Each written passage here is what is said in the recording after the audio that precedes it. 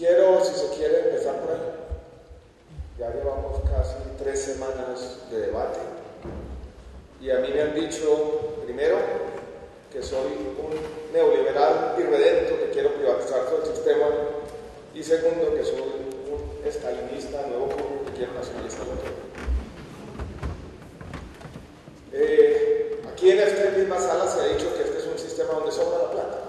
Sobran 20 billones de pesos. Yo he oído ese tipo de disparates. Y acabamos de ver que este es un sistema a punto de la quiebra, que es absolutamente insostenible. Que vamos enrutados hacia una especie de abismo. Aquí se ha dicho, al mismo tiempo, lo vimos ahora, que los recursos del sistema son completamente públicos, y se dice también al mismo tiempo que tienen que ser completamente privados. Cuando se hace repaso de lo que ha pasado en los últimos 20 años, un balance de las últimas 2 décadas, son imposibles los juicios matizados. O estábamos, o vivimos todavía en un mundo perfecto, o básicamente necesitamos tierra arrasada, porque nada de lo que hemos construido sirve. Y yo creo que si seguimos en esta polarización, no vamos a ser capaces como sociedad de hacer ninguna construcción colectiva. Entonces lo que primero tenemos que hacer es darnos cuenta que no estamos ni en una cosa ni en la otra, que esta reforma no busca la privatización a ultranza, pero tampoco la nacionalización a ultranza, que cualquier análisis detallado del cambio social tiene que poner en énfasis en las fallas de los mercados, de las empresas privadas, pero también en las fallas de lo público, en lo que se conoce genéricamente como fallas de Estado. Que hay desafíos de la sostenibilidad, que no sobran 20 o 15 billones de pesos, pero que tampoco tenemos un sistema que sea absolutamente insostenible. Es más, los cálculos de sostenibilidad que hemos hecho en el Ministerio muestran que el sistema, con algunas proyecciones razonables, hay contingencias que no se pueden prever, casi sobra decirlo, es sostenible por ahora. Y segundo, doctor Arias, que hay muchas cosas que defender, por eso en la exposición de motivos en el primer capítulo señala lo positivo. La ley en su título habla de redefinir el sistema, no de acabarlo, pero sería necio negar también que hay muchas cosas que mejorar. Y sería necio negar la insatisfacción ciudadana, y sería necio negar los problemas de calidad, de continuidad, de oportunidad de los servicios. Y sería necio negar que muchos colombianos enfrentan barreras de acceso todos los días, y por eso estamos aquí, con ese objetivo preponderante que no es otro, el de la gente.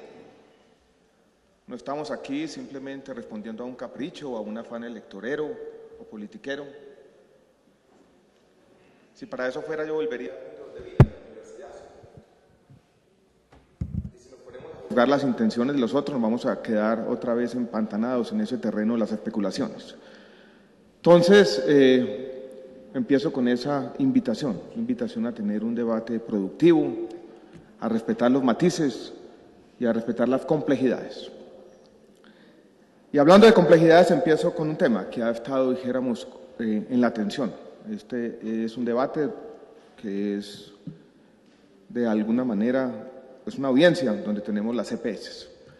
Y si vamos a hablar de las EPS, tenemos que hablar necesariamente de los gestores de servicios de salud, que es la nueva figura que estamos proponiendo. Y miren que aquí el debate se vuelve a polarizar plenamente.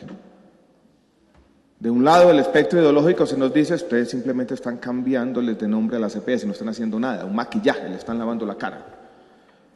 Esta reforma es de una falsedad monumental, dice un senador todos los días en la radio, tratando de desprestigiar las cosas sin caer en las complejidades, sin afrontar un poco los problemas de fondo, haciendo demagogia barata.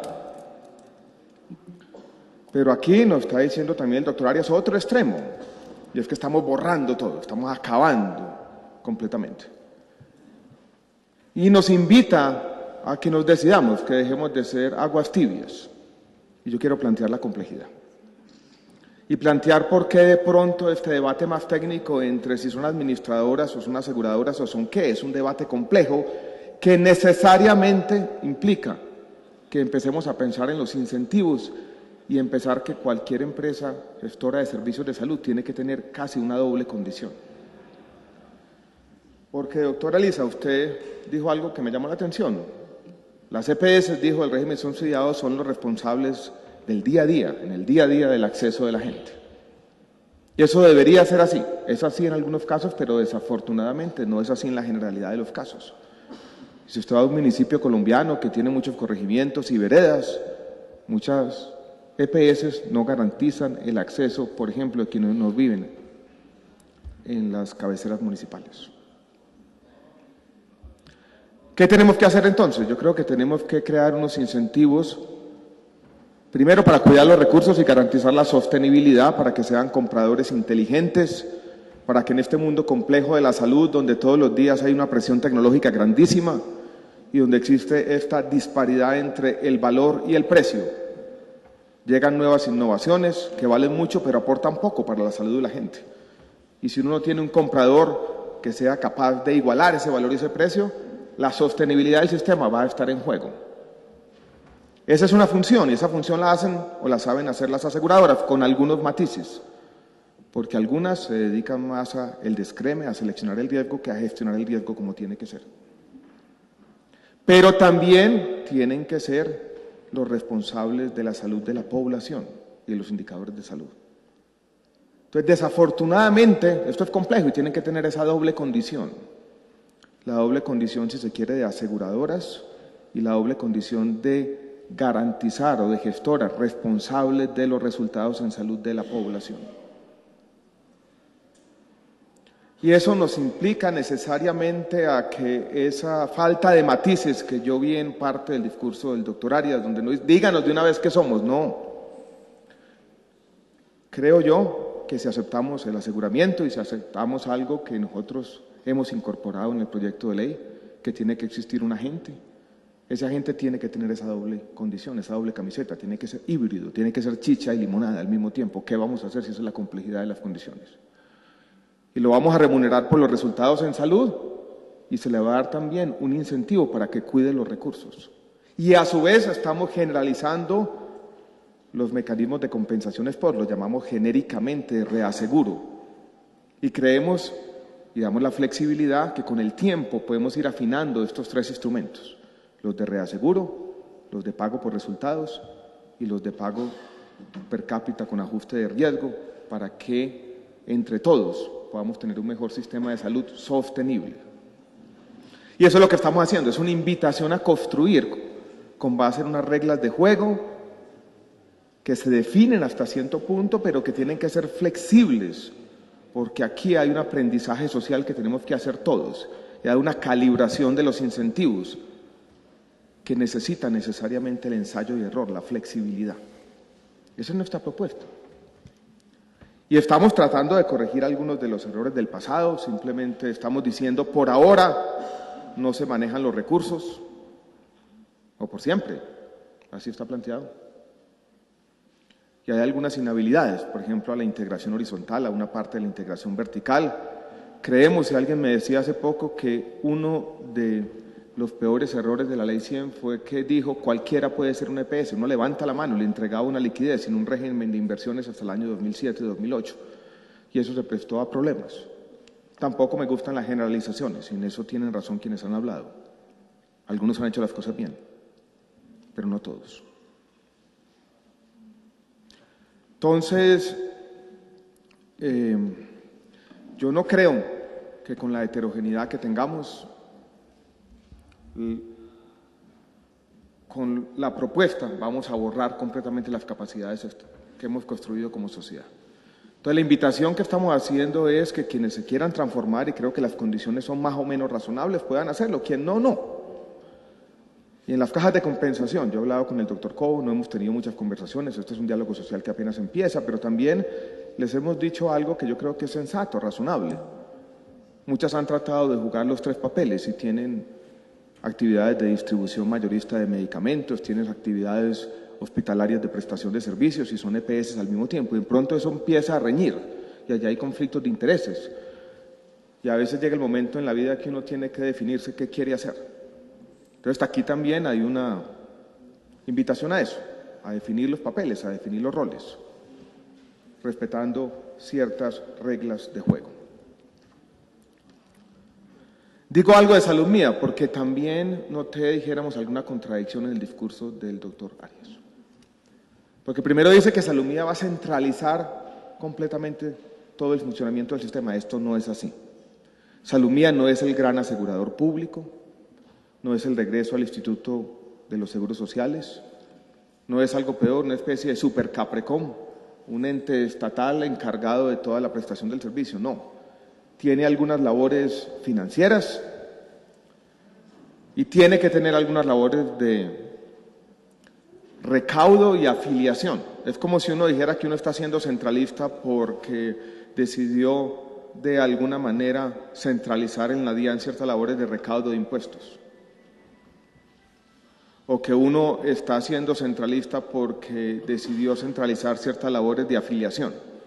Ustedes quienes han estado en el sistema saben bien lo que ha pasado con la operación del FOSIG en los últimos años, que se le entregaron ciertas labores administrativas a un administrador fiduciario, a un consorcio de fiducias que no van a estar aquí por siempre y que nos han dicho una y otra vez las fiducias públicas que hacen parte del consorcio SAIP que ellos están haciendo una labor pero tienen los días contados. Entonces llegó el momento que el Estado asuma algunas labores que son en cierta medida indelegables. ¿Hay retos operativos? Por supuesto hay retos operativos, por supuesto estamos planteando una transición, los llamados de atención y las advertencias sobre los problemas que podemos tener de control y los problemas que podemos tener, obvios también, de operatividad del sistema. Y por eso mantenemos abierta la puerta de que algunos de los agentes puedan en la transición o incluso algunos años más allá cumplir ciertas labores. Pero vuelvo y repito, aquí tampoco estamos creando o centralizando algunas labores en el Estado con algún ánimo, dijéramos, estatista irracional. Estamos asumiendo las labores que creo que el Estado debe asumir. Y Salud Mía busca extremar los controles para resolver problemas obvios que se presentaron en el pasado. Quiero decir ahora algo sobre régimen subsidiado y régimen contributivo. Yo creo que es un debate interesante. Este es el escenario donde tenemos que dar ese debate. La Corte lo ha dicho, la sociedad lo reclama, el país se ha venido moviendo hacia allá. Y yo creo que la reforma da algunos pasos. De pronto nos pueden decir que son tímidos porque todavía mantenemos la diferencia, pero quiero contarles qué estamos haciendo y qué nos faltaría para llegar a ese mundo donde se elimine completamente ese obstáculo antipático entre los dos regímenes. ¿Qué hace la reforma? Pues simplemente transcribe lo que ya el país conoce hacia donde nos estamos moviendo. Hay un solo plan de beneficios y los pagos a los gestores de servicios de salud de los dos regímenes contributivo y subsidiado van a ser los mismos. En el lenguaje actual uno diría las unidades de pago por capitación tienen que ser las mismas. Además estamos diciendo gestores de servicios de salud pueden operar en ambos regímenes. Con esas tres cosas se eliminan buena parte de las barreras entre los dos regímenes.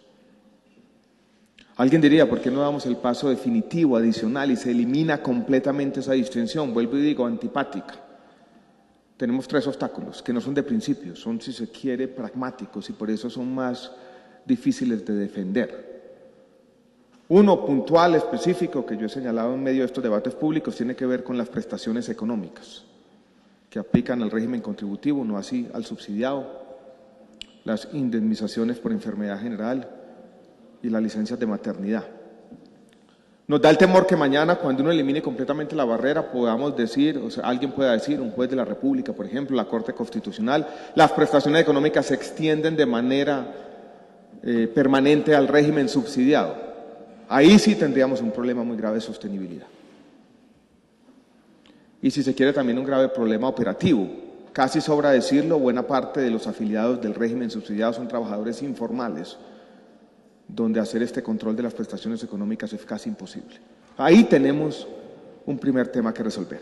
El segundo es un tema fiscal, porque si nosotros en esta reforma que comienza donde terminó la reforma tributaria del año pasado, que ya eliminó buena parte de las contribuciones y las reemplazó con o por impuestos generales, pero no las elimina completamente.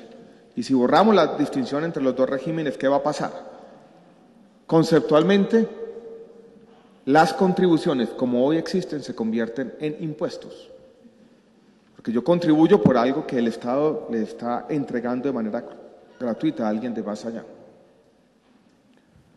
Y si las contribuciones se convierten en impuestos, nosotros nos tenemos que preocupar por las características de ese impuesto. ¿Ese impuesto qué es? Y esos serían impuestos muy mal diseñados desde el punto de vista de, digamos, teoría fiscal. Con unas grandes inequidades horizontales, donde uno tendría en un mismo edificio de apartamentos 2 vecinos viviendo, uno es un pensionado que paga el 12%, el otro es una persona informal que tiene exactamente el mismo ingreso que no paga nada.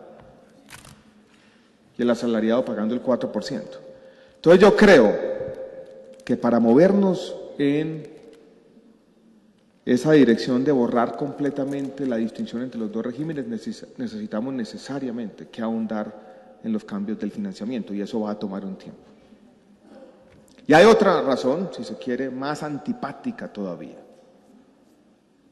Y es que estos últimos 20 años nos han mostrado que uno tiene que, para garantizar, por lo menos en el corto plazo o en una transición compleja, la sostenibilidad de ciertos hospitales públicos, amarrar ciertos recursos del régimen subsidiado. Ha habido una tensión que no ha terminado. La obsesión inicial de Juan Luis Londoño, algunos recordarán, eso era la transformación de recursos. Y definitivamente la transformación de recursos no ha terminado, y por eso existe hoy el porcentaje del 60%, y por eso ha existido en todas las legislaciones esa manera de amarrar, o diferentes maneras, perdón, de amarrar los recursos del régimen subsidiado a los hospitales públicos. Y tenemos que resolver ese problema, y no lo hemos resuelto plenamente. O si no, no nos llamemos a engaños, nosotros decimos se acabó, borramos la frontera, los hospitales públicos ahora están en un ambiente distinto, nos movemos a un tema completamente definitivo, y la cola en el ministerio comienza a crecer y a crecer para garantizar la sostenibilidad de buena parte de la red pública de hospitales. Entonces uno tiene que avanzar las dos agendas, yo creo que paralelamente. No es fácil.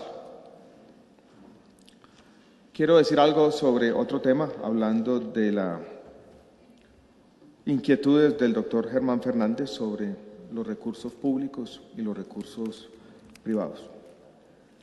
Se lo digo con sinceridad, doctor Fernández, yo creo que usted aquí está no siendo completamente honesto intelectualmente. Está confundiendo dos debates, y yo eso lo he vivido muchas veces. Está disfrazando un gran debate ideológico de un debate que es instrumental.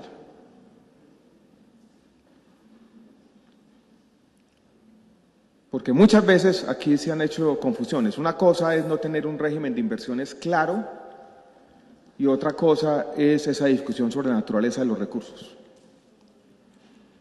Si nosotros aceptamos que van a existir aseguradores en el sistema y no van a ser simples administradoras, como podría ser, por ejemplo, un concesionario en educación, si aceptamos aseguradoras, vamos a tener que tener en algún momento claridad sobre cuándo esos recursos son públicos y dejan de ser privados.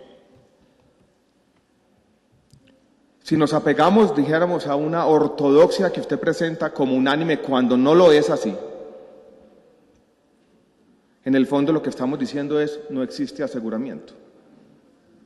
Y si no existe aseguramiento, entonces nacionalicemos todo este sistema.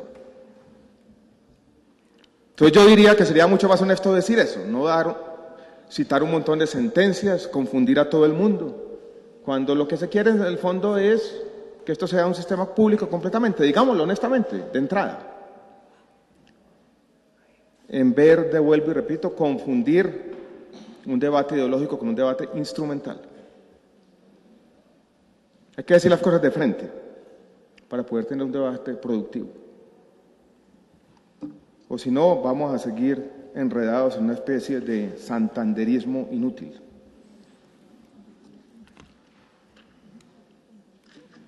Quiero decir algo sobre el ánimo de lucro.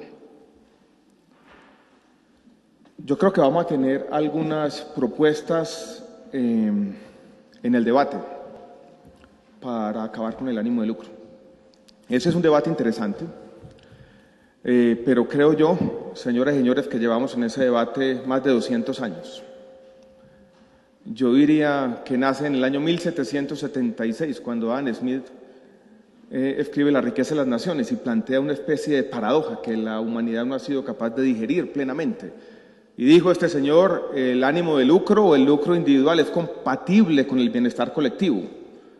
Y desde entonces todos llevamos confundidos, dándole vueltas a esta tesis, examinando sus excepciones y dándonos debates que son ideológicos, que son interesantes, pero yo creo que no nos debíamos meter ahí. Yo creo que en el fondo la clave tiene que ver con lo que decíamos ahora con el tema de las gestoras de servicios de salud. No es si son o si tienen o no tienen ánimo de lucro. Esa no es la clave de la discusión. Si no tenemos los incentivos bien puestos, independientemente de si tienen o no ánimo de lucro, esto no va a funcionar. Porque es que además uno puede declararse sin ánimo de lucro, pero tener un ánimo de lucro. Entonces yo creo que el debate no es sobre el ánimo de lucro. El debate es sobre los incentivos y lograr que efectivamente quien maneje los recursos tenga unos incentivos alineados con el bienestar social y con el bienestar público. Y por eso yo creo que los gestores de servicios de salud, entre otros, tienen que tener esa naturaleza híbrida más compleja. Yo voy a terminar ya, no quiero, aquí tenía otros puntos, pero no quiero seguir hablando. Yo creo que tendremos oportunidades de seguir perfeccionando este debate. Estamos aprendiendo en estas audiencias, vamos a seguir en compañía de los congresistas que han estado muy atentos, tomando nota, participando en esta construcción colectiva, propendiendo entre todos por un mejor sistema de salud, pero mi invitación es la misma del comienzo. Aquí necesitamos un paso no lento y seguro, tal vez firme y seguro, porque la sociedad colombiana también está impaciente. No tomar decisiones a la carrera, pero también trabajar con un sentido de urgencia. Pero eso va a implicar de parte de todos, de la sociedad entera, de quienes están aquí, salir de esta especie de disyuntivas falsas en que hemos caído en este debate, que si estamos privatizándolo todo, nacionalizándolo todo, que si esto es absolutamente insostenible o completamente sostenible, si la ley 100 es lo mejor que le ha pasado a los colombianos o lo peor. Si no salimos de esos extremos, va a ser muy difícil progresar en esta construcción colectiva. Entonces las audiencias van a tener que empezar, presidente, yo creo que nosotros vamos a tener que dar, dijéramos, un paso para que pidamos un poco de propuestas concretas y que nos enfoquemos en algunos de los artículos o si se quiere capítulos. Yo he dicho desde el comienzo, desde el día 1, estamos completamente abiertos y que a esto no le vamos a pegar de una vez y que nosotros tenemos las respuestas para todo. Aquí tenemos dudas. Esto no es un tema fácil, ninguna sociedad y ningún país del mundo lo ha resuelto plenamente. Estamos en un momento difícil, algunas de las cosas que se dijeron aquí señalaban una especie de contradicción en este momento, que la 1122 no fue lo que quiso ser, la 1438 no lo fue tampoco. Afortunadamente la sociedad colombiana nos está pidiendo cambios y nosotros no podemos taparnos los oídos ante esas demandas sociales de todos los días. Entonces tenemos que trabajar entre todos para que, doctor Cobo, esta sí sea de una vez por todas la reforma que nos brinde cierta tranquilidad y que podamos irnos a trabajar a nuestras oficinas y no tener que estar aquí debatiendo nuevamente las reglas de juego. Pero estoy seguro que lo vamos a lograr y que entre todos, cuando termine este esfuerzo, vamos a poder decir, aquí tenemos tranquilidad, estamos preparados para construir el sistema día a día, porque la labor no termina aquí. Aquí se definen algunas reglas de juego, pero la construcción de capacidades estatales, muchas de las cosas que hay que hacer, se construyen con el trabajo honesto de todos ustedes, día a día, paso a paso. Muchas gracias. El señor